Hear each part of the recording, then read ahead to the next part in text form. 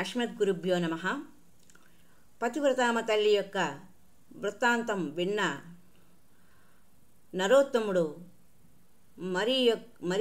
మరింత ఉత్సాహంతో విష్ణుదేవుని మరలా ఇలా ప్రశ్నిస్తున్నాడు. నాథా జగన్నాథ, మాండవ్యుడు మహర్షి కదా, అతనికి శూలాఘాతపు శిక్ష ఎందుకు ప్రాప్తించింది? పతివ్రతామ తల్లికి కుష్ఠరోగి భర్తగా ఎందుకు ప్రాప్తించాడు? నాకు తెలియజెప్పండి అని భగవానుని ప్రార్థించాడు. అప్పుడు విష్ణు భగవానుడు ఇలా అన్నాడు. నరోత్తమా, విను, చెబుతున్నాను. మాండవ్య మహర్షి చిన్నపిల్లవాడుగా ఉన్నప్పుడు గొల్లబామ పురుగును పట్టుకొని దానిలో పుల్లలు గుచ్చి విడిచిపెట్టేవాడు. అప్పటికి ఇంకను అతనికి ధర్మజ్ఞాన అబ్బి ఉండలేదు. అప్పుడు అతని దశ అజ్ఞాన దశ, 7 సంవత్సరాల బాలుడు. అయినా ఆ దోషం కారణంగా అతడు ఒక పగలు రాత్రి శూలఘాత దండనాన్ని భరించవలసి వచ్చింది. అయినా అతడు ఆ సమయంలో సమాధి దశలో ఉన్న కారణంగా అతనికి వేదన అనుభవము అంతగా కలగలేదు. అలాగే పతివ్రత యొక్క భర్త కూడా పూర్వజన్మలో ఒక కుష్ఠరోగ పీడితుడైన బ్రాహ్మణుని చంపేశాడు. ఆ కారణంగా అతనికి ఈ జన్మలో కుష్ఠవ్యాధి పీడ ప్రాప్తించింది. బ్రాహ్మణ హత్య చేస్తే ఆ పాపము వారికి అంటింది. అయినా అతడు పూర్వజన్మలో బ్రాహ్మణులకు 4 గౌరీదానాలు 3 కన్యాదానాలు చేసి ఉన్నాడు. కారణంగా అతనికి ఇప్పుడు పతివ్రత అయిన భార్యల ప్రాప్తించింది. ఆ పతివ్రత కారణంగానే అతడు నాతో సమానత్వాన్ని పొందగలిగాడు అని చెప్పారు విష్ణు భగవానుడు. అప్పుడు నరోత్తముడు మరలా భగవానునితో, స్వామి, పతివ్రత శ్రీ యొక్క ప్రభావం అంత మహత్తరమైనది అయినప్పుడు వ్యభిచార లక్షణం లేని భార్య కల ప్రతి పురుషునకు స్వర్గం లభించడం తథ్యం అన్నమాట. పతివ్రత వలన సమస్త జగత్ కళ్యాణం సంభవమే అన్నమాట అని అన్నాడు. అంతటా భగవానుడు మరలా ఇలా అన్నాడు. అవును, ఆ మాట అక్షర సత్యం. కానీ లోకంలో కొందరు స్త్రీలు కులటలై ఉంటారు. వారు తమ ముందు సర్వం సమర్పణం చేసిన పురుషునకు అసంతుష్టి కలిగే విధంగాను వ్యతిరేకంగాను వ్యవహరిస్తూ ఉంటారు. వారిలో పెడత్రోవలు పట్టకుండా ఎంత మాత్రము కాపాడ సఖ్యం కాని ఆడదానిని మానసికంగా కూడా స్వీకరించరాదు. కామాంధురాలైన స్త్రీ నిర్ధనుడైన వానిని, కురూపిని, సుగుణ సంపద లేని వారిని, నిమ్నజాతిలో పుట్టిన వారిని సైతం భర్తగా స్వీకరించేస్తుంది. మరణావస్థను కొని తెచ్చుకోవడానికి కూడా ఆమె వెనుకంజ వేయదు.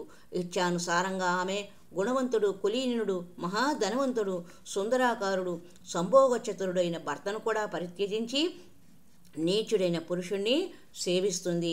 బ్రాహ్మణోత్తమ, ఈ విషయంలో ఉమా నారద సంవాదమే ప్రమాణం. కారణం ఏమనినా నారదుడు స్త్రీల చేష్టలను బాగుగా ఎరిగినవాడు. అతడు సహజంగా లోకంలోని ప్రతి విషయము తెలుసుకోవాలని అభిలషించేవాడు. ఒక పర్యాయం అతడు తన మనసులో ఏమో ఆలోచించుకొని పార్వతీ పరమేశ్వరుల ఆవాస స్థానమైన కైలాసమునకు వెళ్ళినాడు. అక్కడ అతడు పార్వతీదేవికి నమస్కారం చేసి, అమ్మా, నేను మీ వలన కామినుల కుచేష్టులను తెలుసుకోనగోరుతూ ఉన్నాను. నాకు ఈ విషయంలో ఏమీ తెలియదు.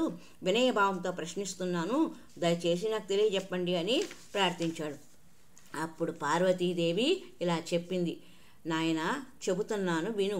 యౌవనవతుల స్త్రీల చిత్తము సర్వదా పురుషుల మీదనే లగ్నమై ఉంటుంది అనడంలో సందేహం లేదు అని పద్మపురాణంలో సృష్టిఖండంలో 49వ అధ్యాయంలో 21వ శ్లోకము చెప్పబడినది.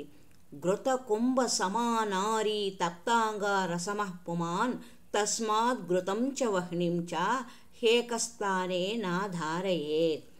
శ్రీ నేతితో నింపబడిన కుంభం వంటిది, నెయ్యితో నింపబడిన కొండ వంటిది శ్రీ. పురుషుడు కనలతూ ఉన్న అనల కణాల వంటి వాడు. దగమని మెరిసే నిప్పులు, కణకణమని మెండే నిప్పు లాంటివాడు పురుషుడు. కావున నేతిని అగ్నిని సన్నిహితంగా ఒకచోట నిలుపరాదు. మదించిన ఏనుగును మావటివాడు అంకుశం, ముద్గరం వంటి సాధనాలతో ఎలా అదుపులో ఉంచుకుంటాడో అలాగే స్త్రీల రక్షకుడు వారిని దండన బలంతోనే అదుపులో ఉంచుకోగలుగుతాడు అని పార్వతీదేవి ఆడవాళ్లను, మగవాళ్లకు సంబంధించిన యవ్వన రహస్య విశేషాలను తెలిపినది నారదునికి. ఇదే ఉమా నారద సంవాదము. అలాగే చెబుతూ మరి ఒక సంచికలో స్త్రీలకు ఏ వయసులో ఎవరి యొక్క సహాయము అవసరము రక్షణ అనే విషయాన్ని పద్మపురాణంలో సృష్టిఖండం 49వ అధ్యాయం 23వ శ్లోకంలో తెలుసుకుందాం. హరి ఓం తత్సత్.